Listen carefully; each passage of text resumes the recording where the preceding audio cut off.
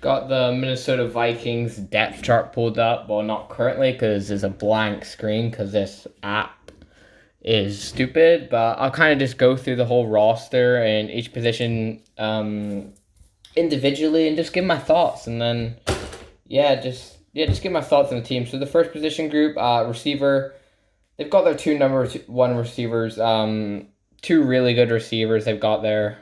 Justin Jefferson, Adam Thielen, two very solid receivers. That is very good. Justin Jefferson, amazing year last year. Same with Adam Thielen, just kind of flew under the radar, was still very good. That's a very good receiver pairing. The third receiver position is not looking as good. I mean, Olabisi Johnson's all right. He's not really a third receiver. He's probably better as a fourth, fifth. Same with Chad Beebe. He comes in for some plays. He was decent at points, but not really a starting receiver. I think if anybody really here would start, it'd probably be Amir Smith-Marset, who they drafted in the draft, who just seems like he's probably a better player than Olabisi Johnson. He's a really good deep threat. I think that could add something more to their offense. They don't really got that big speed threat. Like Adam Thielen and Justin Jefferson is really good route runners and just overall good players. So I think Amir Smith-Marset could bring a really good speed complement to those receivers side. I think that'd be a good slot receiver, and he does fit that role. And because they kind of got their outside receivers who are also pretty versatile, he's kind of just primarily a slot. And also Blake Prohl was a pretty good pickup, undrafted. He was a good player. He's a bit undersized, but I think he could be a reliable target. I think if he could be like a fifth receiver maybe, like Amir Smith-Marset, then Olabisi Johnson, maybe like Chad Beebe and Blake Prohl battling it out. That's Scott Fillior, who's another pretty good undrafted player. So that's another good pickup. So the receiver group's looking pretty decent if that third receiver like actually works out. And then the offensive line, left tackle Christian Darrisaw, who they drafted. That was a very good draft pick. So he'll slide in left tackle straight away. I think he can be very solid. Really good scheme fit. Kind of fits how they want to run the ball. So that's just a very good pickup. And I think that would just improve your offense so much. So I did like that. Left guard, they got Dakota Dozier listed here. I'm pretty sure it'd probably be Wyatt Davis, who was their third round pick, who's a very solid player. Is he a third or fourth? I think it was a third. Might have been the fourth, though. He's a very good guard. Maybe had a bit of a down year, but he was still very solid and was solid for a very long time at Ohio State. So I think that's a very good player to start at left guard, and him and Darrisaw could be that future for the offensive line. Because before the draft, their O-line was not looking very good. See, they get Christian Darrisaw and Wyatt Davis. I think that really shores up the offensive line. And what is wrong with this? Center position, Jesus Christ.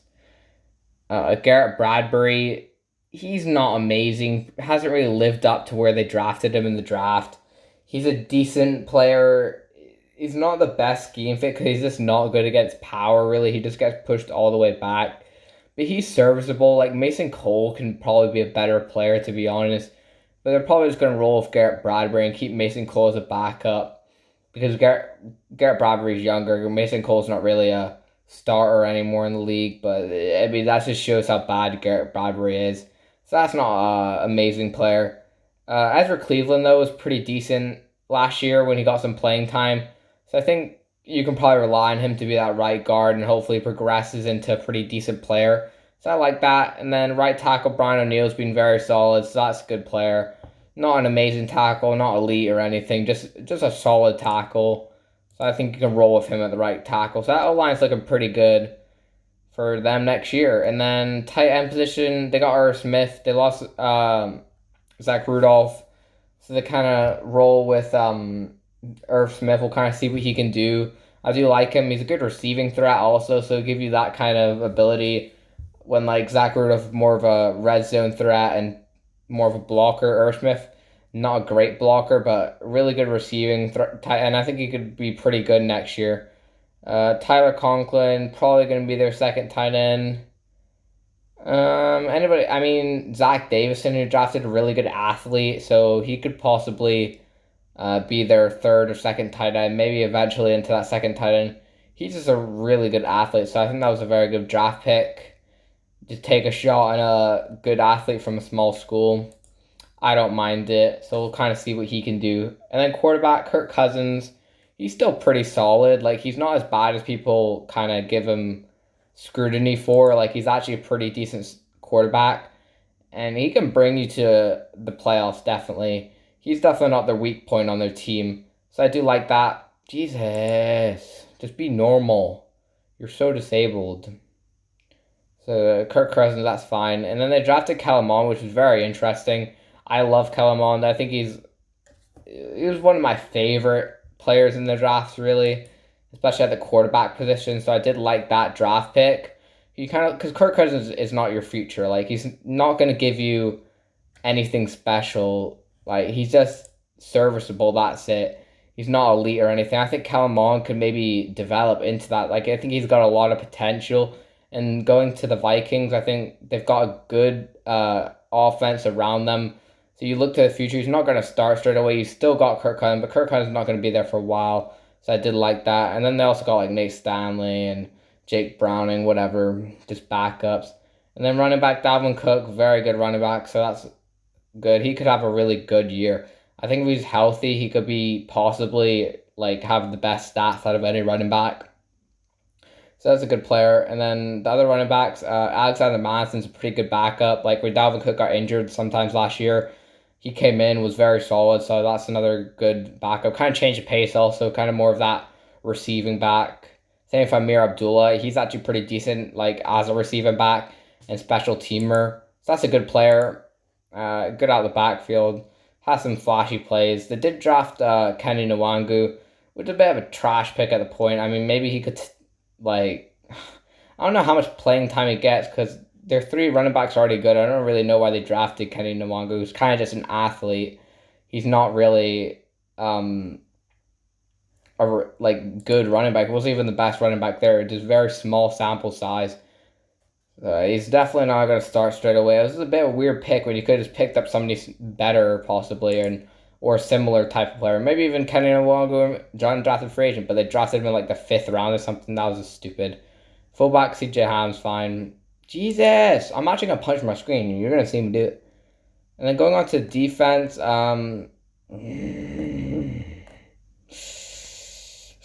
okay, the left defensive end, not looking amazing to be honest. Stephen Weatherly, he has some good plays here and there, but he's not an elite pass rusher. He's just average, middle of the field. Patrick Jones, and they did draft 2 players, Patrick Jones and Janarius Robinson. One of these dudes could maybe be something. Patrick Jones is a really good athlete, kind of a more of a run stopper.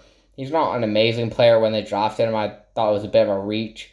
I think Janarius Robinson has a good chance to turn into a decent player, though, because he's just a really good athlete and just had a freakish pro day and everything. And I flashed at some points when Patrick Jones just kind of was cleanup crew for like all the other players they had and just wasn't amazing, really. But Janarius Robinson, I did like that. So one of these dudes I think could turn into something. I think Janarius Robinson has the highest upside. And then nose tackle, Michael Pierce, yeah, he was injured last year. But before that, he was a very good nose tackle for Baltimore. Very good at stopping the run. Also can rush the passer at points, but just more of a really big run stopper. So that will really help out the run defense if he's healthy, which was just not very good. Same with Dalvin Tomlinson, who was a nose tackle at Giants. So it was pretty interesting when they signed him in free agency. But they'll probably use them both on the field. They're going to have to. They won't have the best passers from the middle. That's for sure, because these 2 big dudes are just run stoppers. But I guess they're really just trying to stop the run. Dalvin Tomlinson does have some pass rush upside. Like, he has a decent amount of sacks last year. So maybe get a bit of that. And then, the other defense tackles, like Jalen Twyman is probably the only other dude that can really maybe get some really good playing time. Or Hercules Matafa got some playing time.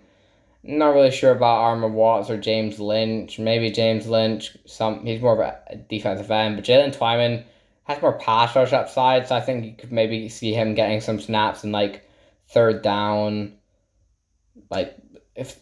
clear pass rush downs. And then the other defensive end on the right, Daniil Hunter. Yeah, there's been some trade talks with him. I think that would be pretty stupid for them because that's kind of the only legit pass rusher they have. Their pass rush position is not amazing besides Daniil Hunter. But I mean, if they do have him, he's a very good pass rusher. Was very raw coming out of college. Took some time to develop, but when he did, he was very good and just a really elite athlete. So I do like that if he is there. DJ Wanham, he's an alright backup. And then linebacker Anthony Barr, he rushes the pass at some points because he's kind of more of an edge rusher, to be honest. Primarily just plays out linebacker roles, pretty decent at that. Same with Eric Kendricks, who's their starter. He's very good. So that's a good player to have there. Probably top five, maybe even linebacker in the league. Definitely top 10. I mean, to back them up, Nick Vigil's a decent backup. He could probably get some playing time on like third down and stuff. Cause he's a good pass, like good in the passing game. Same with Chase Surratt, who's just a really smart tight end linebacker who they drafted. I think maybe for the future, because he's very new at the linebacker position.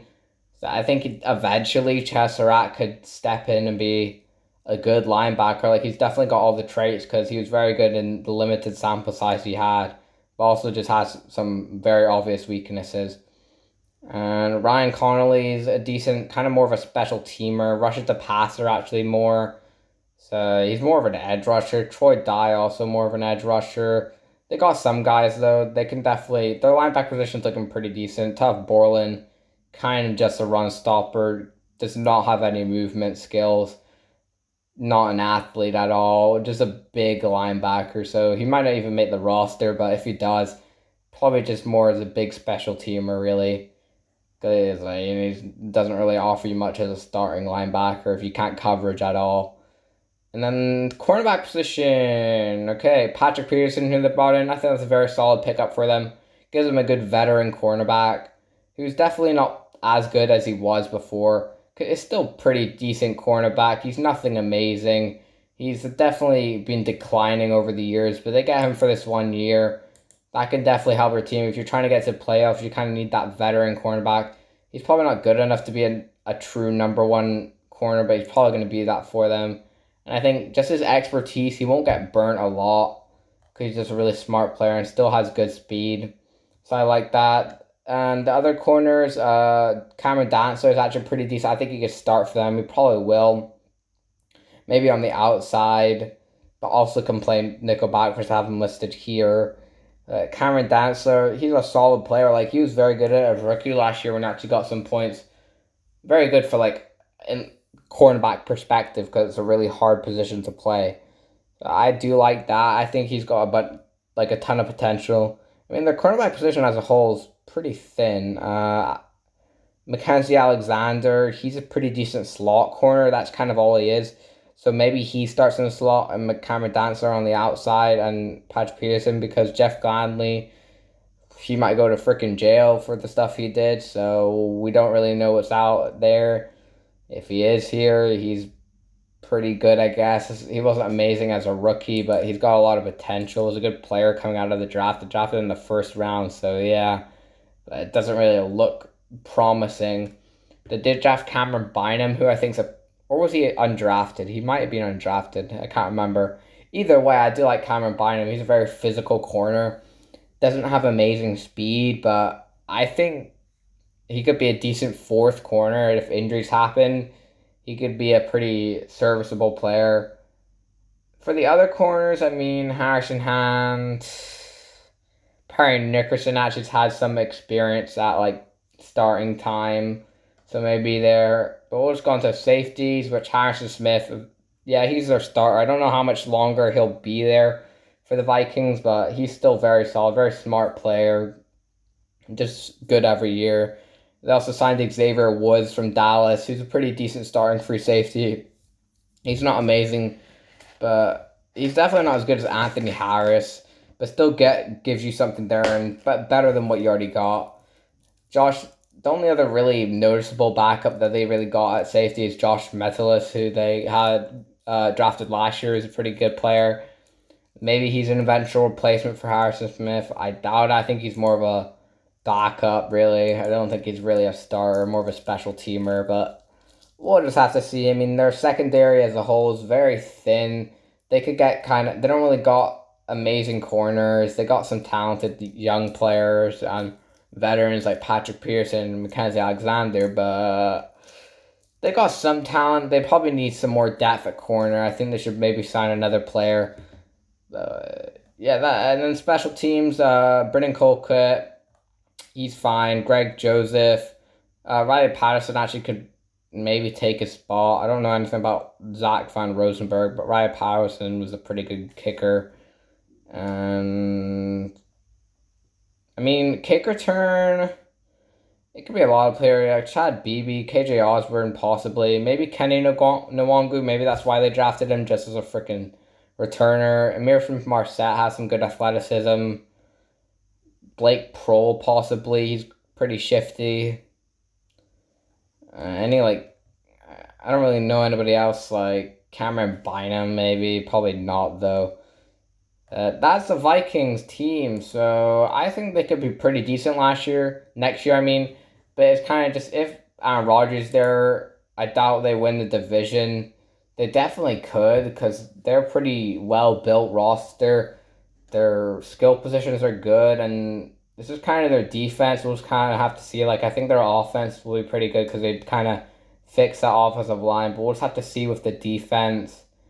So it's very interesting for the Vikings, and I think they'll make the playoffs because I mean there's a lot of teams now that kind of missed out last year, but they kind of had no chance, and I think their team's better this year, so that's kind of it.